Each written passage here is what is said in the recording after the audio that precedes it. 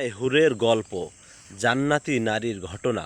একজন আল্লাহ বিরু যুবক ছিল। সে দুনিয়ার চাকচিক্য হারাম ত্যাগ থেকে নিজেকে বাঁচিয়ে রাখার চেষ্টা করত।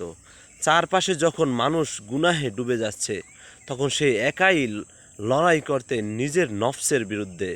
তার সবচেয়ে বড় পরীক্ষা ছিল চোখের হেফাজত। যখনই কোনো হারাম দৃশ্য সামনে আসতো, সে সাথে সাথে চোখ নিচু করে ফেলতো। বন্ধুরা তাকিয়ে হাসতো, বলতো, এত পবিত্র কি দরকার, দুনিয়া তো উপভোগ করার জন্য। কিন্তু সে মনে মনে বলতো, আমি আমার চোখকে হারাম থেকে বাঁচাবো, যেন আল্লাহ আমাকে জান্নাতে উত্তম কিছু দান করেন। একদিনের ঘটনা। একদিন সে বাজারে যাচ্ছিল। হঠাৎ সামনে এমন এক দৃশ্য এলো যা সাধারণ মানুষ সহজে এড়িয়ে যেতে পারে না। কিন্তু সে দ্রুত চোখ নামিয়ে নিল এবং অন্যদিকে তাকিয়ে হাঁটতে লাগলো। সেই রাতে সে ক্লান্ত শরীরে ঘুমিয়ে পড়ল। স্বপ্নে আশ্চর্য ঘটনা। ঘুমের মাঝে সে দেখল সে এক অপূর্ব সুন্দর জায়গায় দাঁড়িয়ে আছে। চারপাশে সবুজ বাগান, ঝর্ণা, পাখির মিষ্টি ডাক। সে বুঝতে পারল এটা জান্নাত। হঠাৎ তার সামনে একটি বিশাল আয়না হাজির হলো।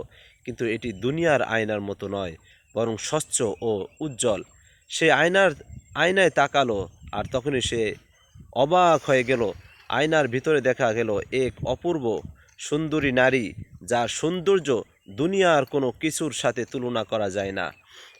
তার চেহারায় এমন নূর, এমন শান্তি, যা দেখে যুবকের চোখে পানি চলে এলো।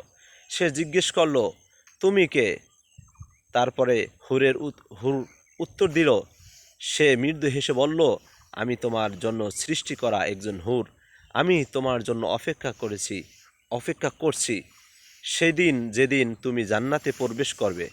যুবক বিস্মিত হয়ে বলল, কিন্তু আমি তো সাধারণ মানুষ, আমি কিভাবে এমন পুরস্কার পেলাম? হুর বলল, তুমি দুনিয়াতে তোমার চোখকে হারাম থেকে বাঁচিয়েছ। যখন তুমি গুনাহে লিপ্ত ছিলে, মানে লিপ্ত গুনাহে লিপ্ত ছিলে, তুমি যখন সরি যখন সবাই গুনাহে লিপ্ত ছিল, তুমি নিজেকে থামিয়েছ। আল্লাহ তোমার এই ছোট্ট ভাগ্যকে কবুল করেছেন।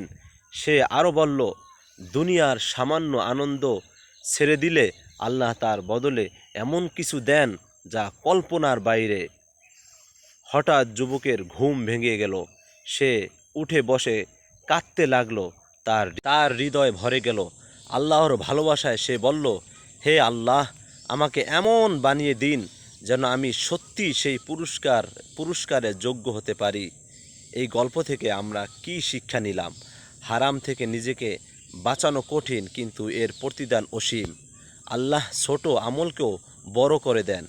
দুনিয়ার সাময়িক সুখের বদলে আখিরাতের চিরস্থায়ী সুখ বেছে নেওয়া উচিত। এই রকমের ইসলামিক গল্প পেতে আপনারা সবসময় আমার পাশে থাকবেন। ফলো দিয়ে পাশে থাকবেন, লাইক কমেন্ট শেয়ার করবেন, তাহলে আমি উৎসাহিত হব।